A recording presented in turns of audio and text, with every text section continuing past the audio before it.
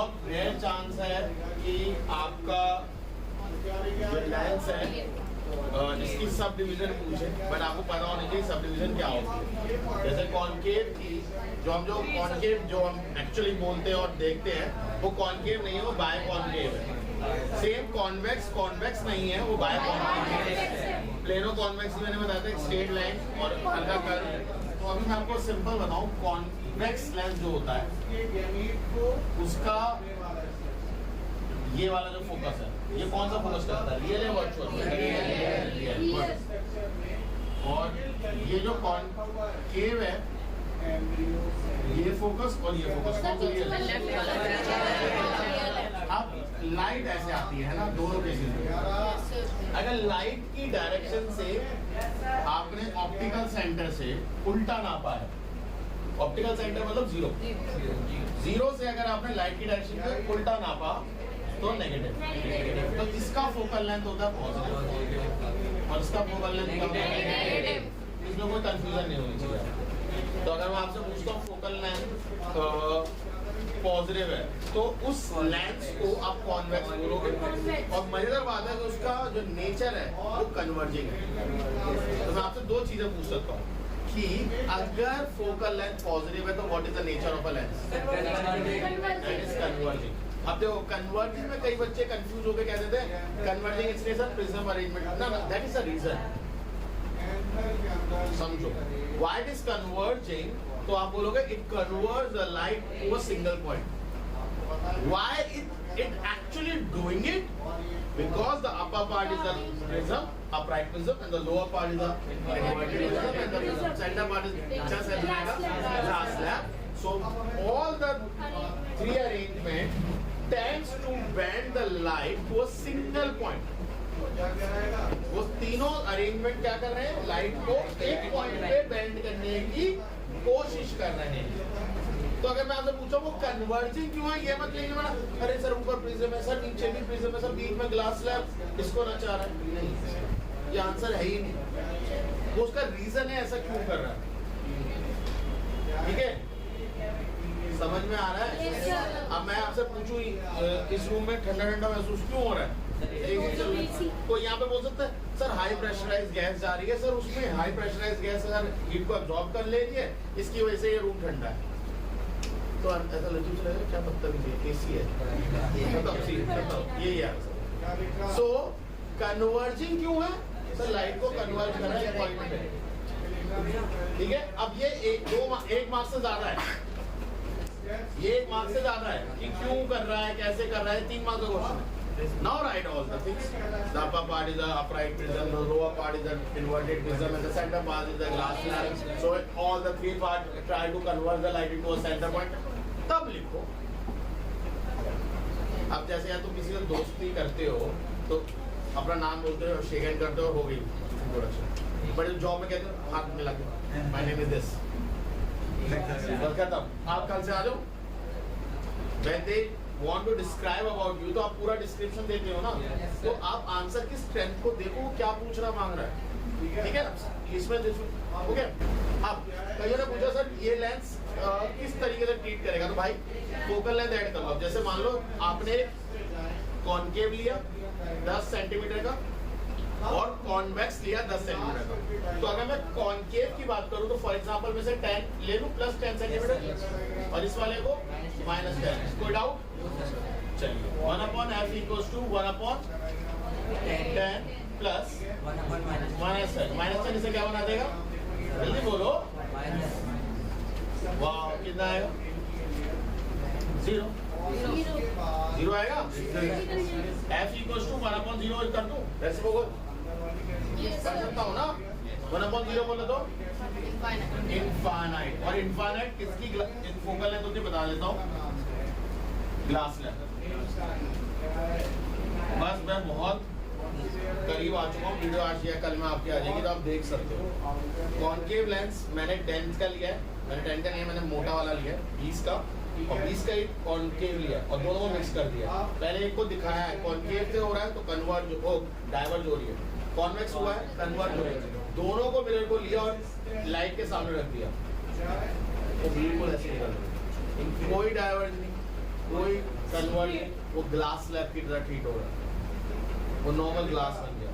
ऊपर रखा है हाँ मतलब ऐसे पकड़ लिया यार, ऊपर क्यों रखा, ऐसे पकड़ लिया हाथ से, तो फिर फेविकोल लगा के दोनों लेंस पर बात कर दूँ, सिंपल पकड़ लिया, फिर मैंने अलग अलग करके भी दिखाया ये, ठीक है ओके कोई। हाँ अब डिपेंड करता है, कल ही बच्चे को तो सच बताओ ये लेंस कौन सा।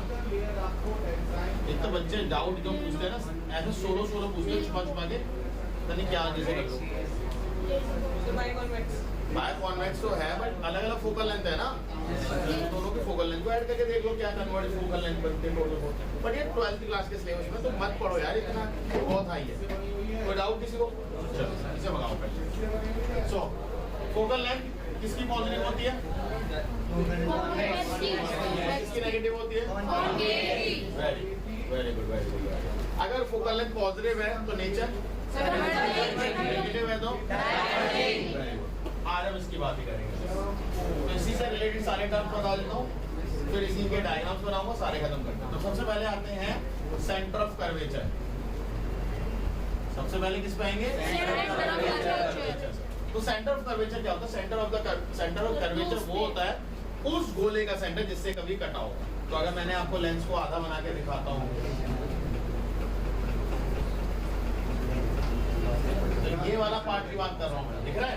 ये वाला, इधर वाला, ये वाला पार्ट किसी गोले से काटा होगा, ये ऐसे ही है, ये गोला ये काट दो, ये गोला बाकी गोला गए हो, हमें क्या पता कहाँ गया, तो हटा दो।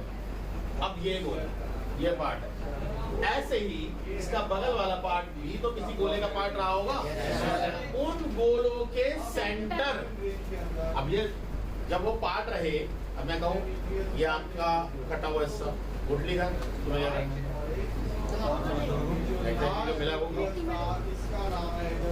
या कभी शादी में जाते हो नान खाते हो, ये किस आटे से बना है, कहाँ है आटा गूंदा हुआ, पनीर ये कौन से दूध का है, कहाँ है बचा हुआ पनीर, घर ले जाएगा, पूछते हो। वैसे ही ये लेंस काट लिया गया, अब गोले का क्या चार डालोगे, बट आपको ये पता होना चाहिए ये गोला है, इतना कर्व है, तो इस कर्व का सेंटर ये रहा, क्योंकि ये इतना बड़ा गोला होगा, सेम ये भी इतना बड़ा गोला होगा, ये फोकल। बात समझ में आई नहीं है? तो वो बड़े बड़े क्या है, सर्कल है और उनके सेंटर से। अब वो सर्कल नहीं रहा या वो स्फीयर नहीं रहा, इसका मतलब ये नहीं कि इस कर्व का कोई सेंटर नहीं है। क्या मैं कह रहा हूँ, ये आम का टुकड़ा मैंने काट के दिया, बेटा ये बिना गुठली का आम, मजाक कर रहे हो, ऑब्वियसली वो होगी, बट वो कहाँ है, वो गुठली किधर है, उससे मतलब नहीं। अगर आप वो चाहते हो तो आम का स्ट्रक्चर लेके एक बार कोई मैंने इमेजिन कर लो कि ये नीचे वाला पोर्शन है तो ये गुठली ऊपर होगी, अगर इसे ऐसे रखोगे तो गुठली नीचे होगी। सेम अगर ये कर्व यहाँ है तो सेंटर कहाँ होगा, उधर होगा। कर्व ऐसा है, सेंटर कहाँ होगा, उधर होगा। यार बुद्धि चला लो, क्लियर है? ओके, ये सरफेस पहले टकराएगा, लाइन आएगी इधर से, तो इसका सेंटर वाले को C1, इसको A2, ये पहला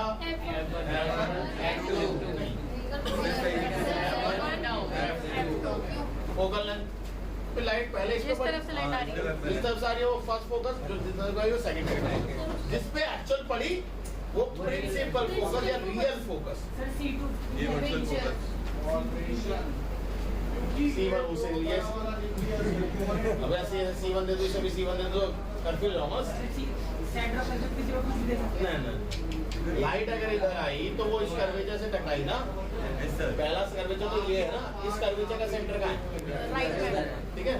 ओके, कोई doubt? Okay okay okay okay okay, या radius of curvature,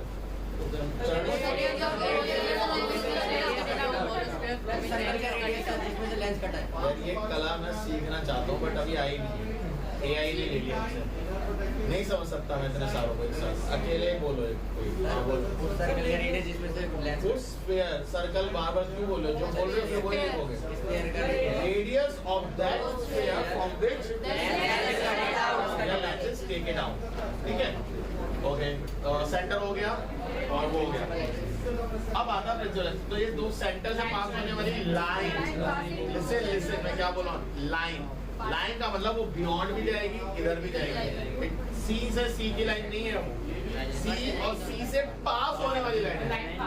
the line passing from centre of curvature, वो the centre of curvature is known as O, वो ये ओ है जो मैंने मिटा दिया, ये ओ है। ये क्या होता है?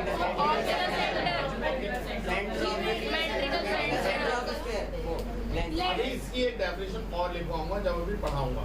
अभी फिलहाल बताओ इतना समझ में आया? Okay, very good. आज हम पढ़ेंगे rules.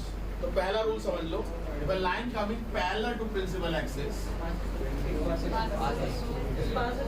it pass through focus. Focus मैंने ऑलरेडी बता दिया था ना, पैरेलल आती है फोकस पे इकट्ठा होती है, that meeting point is known as focus.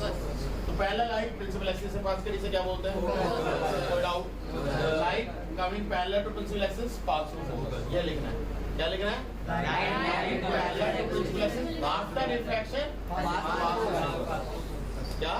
Line coming parallel to principal axis after refraction pass through focus. Clear? दूसरा समझो,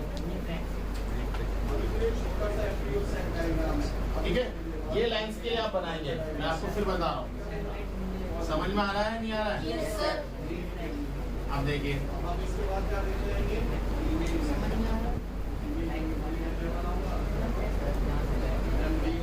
तो लाइन कमिंग या line passing through focus after refraction become parallel to. अब यहाँ बताओ, ठीक है? लाइन या ray passing through focus after refraction, clear? कोई डाउट? लास्ट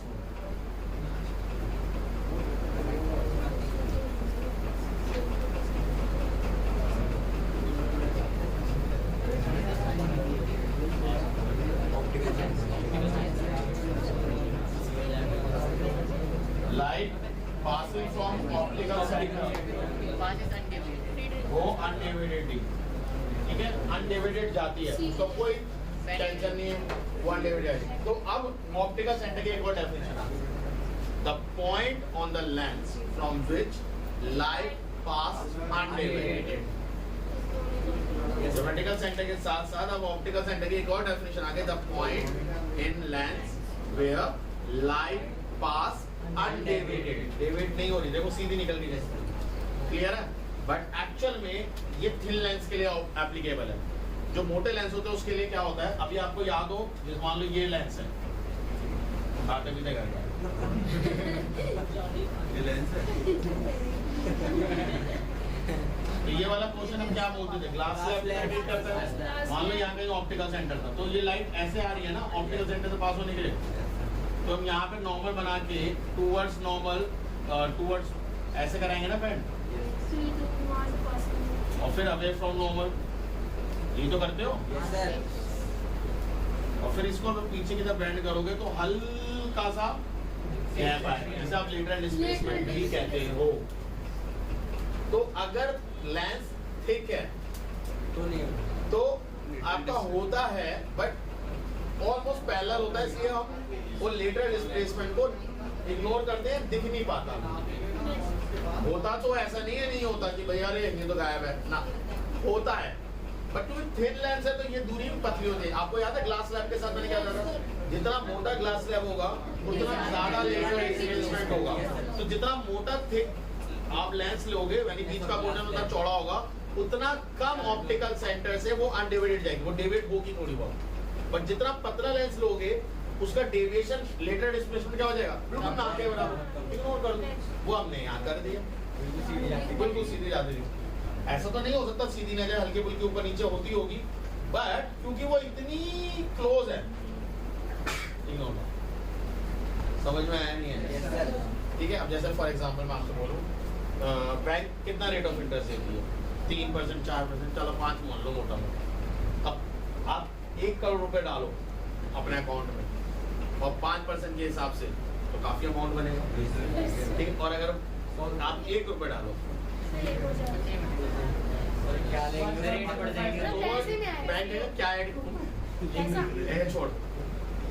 तो वही वाला कॉन्सेप्ट यहाँ है, समझ में आ रहा है या नहीं आ रहा है? कोई डाउट है तो बताओ। तीनों लॉ समझ में है? पहला लॉ क्या कह रहा है? एक सेकंड, पहला लॉ क्या कह रहा है? लाइट रे ऑफ लाइट बोलना पड़ेगा, ठीक है? Ray of light coming parallel to principal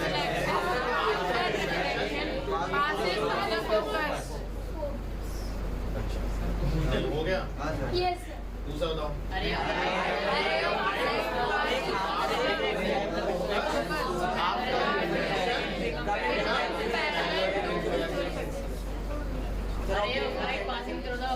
रे ऑफ लाइट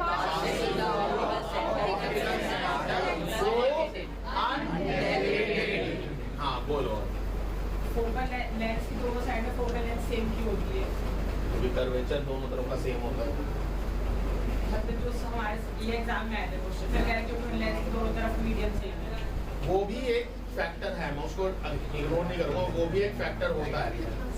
बट आप उसे जैसे मैं आपको एक एग्जांपल, चलो ये भी अच्छा क्वेश्चन पूछा।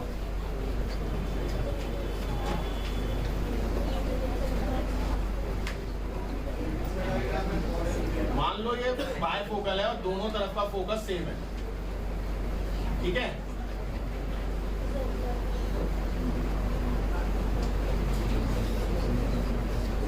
बायफोकल समझते हो ना? अब तो समझ गए हो बायफोकल, दोनों तरफ का फोकस सेम है। बट यहाँ मैंने एयर रखा, ये ग्लास है और ये वाटर रखी है, कुछ ऐसा रख दिया है। समझ में आई बात नहीं है? मैंने कुछ ऐसा अरेंजमेंट कर दिया कि इधर क्या है?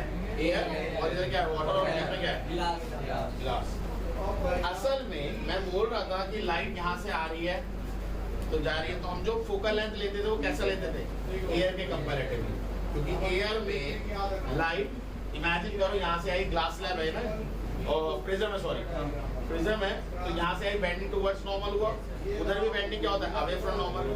बट क्योंकि एयर होता है तो ज्यादा अवे फ्रॉम नॉर्मल होता है। दोबारा सुन लो, ऊपर वाला पार्ट बना रहा हूँ। लाइट आई टुवर्ड्स नॉर्मल बेंड हो जाएगी। लाइट इधर ये प्रिज्म है तो अवे फ्रॉम नॉर्मल होगी, ठीक है? अब ये एयर नहीं है, वाटर है और डेंसर मीडियम हो गया, तो टुवर्ड्स नॉर्मल या अवे फ्रॉम नॉर्मल। ये ग्लास था, ग्लास से एयर यानी बहुत खुली छूट मिली, इसलिए वो ज्यादा अवे फ्रॉम नॉर्मल हो रही। सही कह रहा है वो। अब यहाँ पे एयर नहीं है, यहाँ वाटर है, तो वाटर रिफ्रैक्टिव इंडेक्स उसका थोड़ा सा मतलब ग्लास के कंपैरेटिव ज्यादा चेंज नहीं हुआ, तो स्पीड भी तो ज्यादा चेंज नहीं होगी, तो वो ज्यादा अवे फ्रॉम नॉर्मल बेंड नहीं करेगी, थोड़ा बहुत अवे फ्रॉम नॉर्मल बेंड करेगी। तो फोकल लेंथ कैसे सेम रहेगी फिर? सर सेंटर ऑफ कर्वेचर तो वही रहेगा ना? हाँ, तो मैंने ये कहा बोले कि सेंटर ऑफ कर्वेचर के बीच में होता है फोकल लेंथ। अगर आपको याद हो मैंने मिरर में तो जरूर ये बात बोली थी, रेडियस ऑफ कर्वेचर के हाफ पे होता है फोकल लेंथ, बट मैंने यहाँ पूरे में कहीं पढ़ाते वक्त कहीं ये बात नहीं बोली।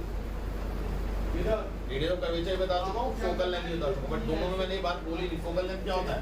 फोकस से ऑप्टिकल सेंटर की दूरी, ये है फोकल लेंथ। यहाँ से जहाँ तक दूरी रेडियस, मैंने तो कहीं नहीं बोला ये इसका आधा है, बोलो मैंने। बट हाँ, अगर जनरली हम ले लें इधर यहाँ भी एयर है, यहाँ भी एयर है, बीच का ग्लास है, यस, और दोनों फोकल लेंथ बराबर है, तो हाँ अप्रोक्सीमेटली बराबर ही होता है कि जितनी रेडियस ऑफ कर्वेचर उसका आधा होता है फोकल लेंथ, आधा होता है। बट इस केस में बताना एक स्पेशल केस है, इधर एयर है उधर वाटर है, तो बताओ फोकल लेंथ में क्या फर्क पड़ेगा? पास आ जाएगी। देखो यहाँ पे वो यहाँ जाना मांग रही थी और अब यहाँ आ गई है, यहाँ पे पहले मीट करती और अब यहाँ मीट करती, दूर हो गई, पास है, दूर नहीं हो गई।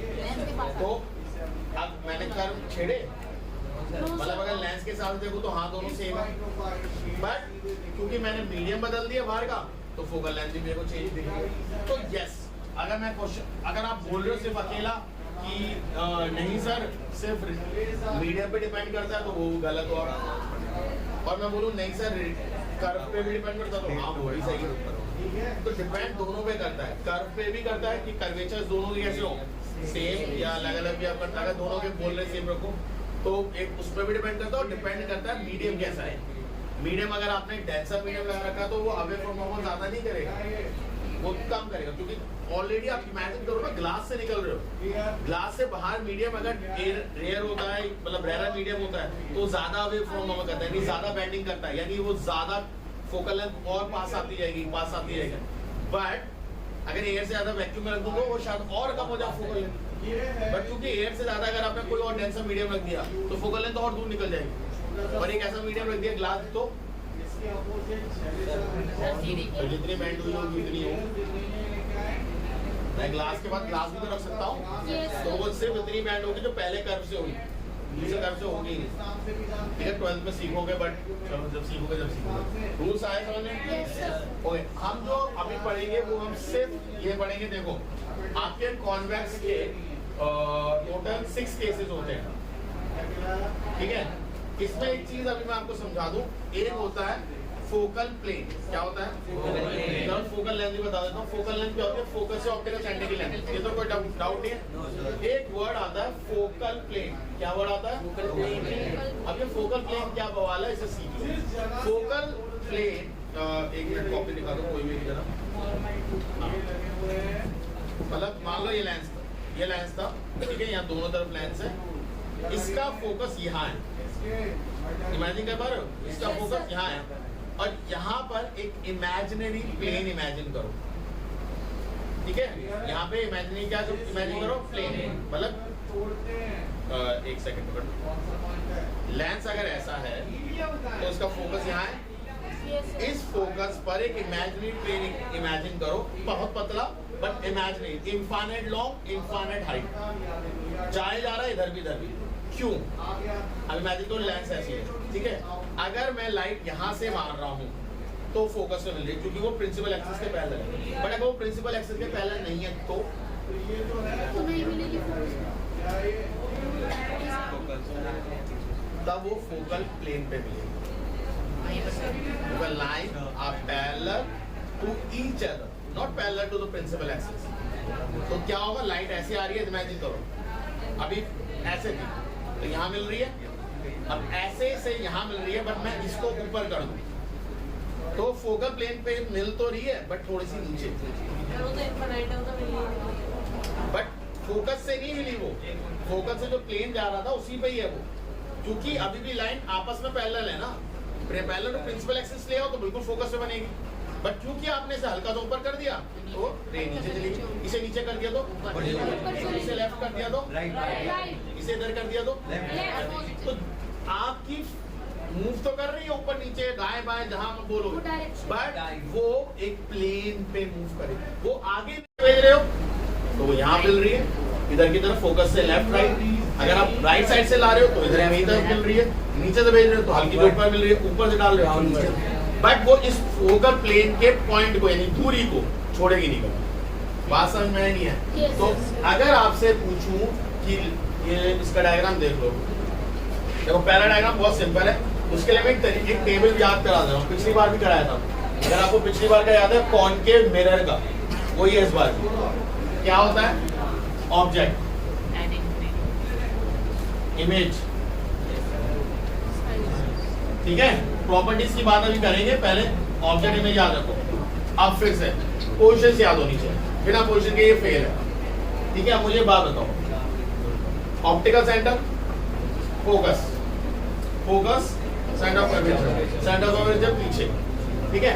अब अगर आपको यही 3 पॉइंट पता है, जैसे अगर मैंने एक एग्जांपल पिछली बार भी लिया था, अगर आप मेट्रो में जा रहे हो और आप दिलशाद गार्डन क्रॉस करते हो तो आप क्या बोलते हो? बस दिलशाद गार्डन क्रॉस करा, ठीक है। या आप बोलते हो आपको अगला स्टेशन नहीं पता, बट आप क्या बोलते हो? अरे दिलशाद गार्डन से 2 स्टेशन आगे आया हूँ, ठीक है। अगर आपको पता है नए बस अड्डा उसके बाद हिंडन आती है तो आप बोलते हैं यार हिंडन से निकल गया, बस नए बस अड्डे की पहुंचने वाला। समझ में आ रहा है नहीं आ रहा है? तो मतलब एक कंपेयर से दूसरे कंपेयर को बोलते हैं। तो अगर आपके पास सिर्फ 2 कंपैरिजन है, optical sorry 3, optical centre, focus, centre of curvature, तो क्या बोलोगे? सबसे पहले तो सबसे दूर, बहुत दूर, बहुत दूर, जो इनके कंपैरेटिवली बहुत ज्यादा बड़ा है। मान लो सिर्फ 15 सेंटीमीटर है, बट मैं यहाँ पे 1 किलोमीटर इमेजिन कर लूँ, आधा किलोमीटर इमेजिन कर लूँ, 100 मीटर इमेजिन कर लूँ, तो 15 सेंटीमीटर 100 मीटर के कंपेयर में बहुत बड़ा है, तो उस वर्ड को बोलते हो इनफाइनाइट। समझ में आया? जैसे तुम छोटे थे, जब तुम्हारे को हाथ में 500 मिलते थे, वैसा खुश होते 500 रुपए, हाथ में 500 रुपए, 500 ऐसे तो मेरे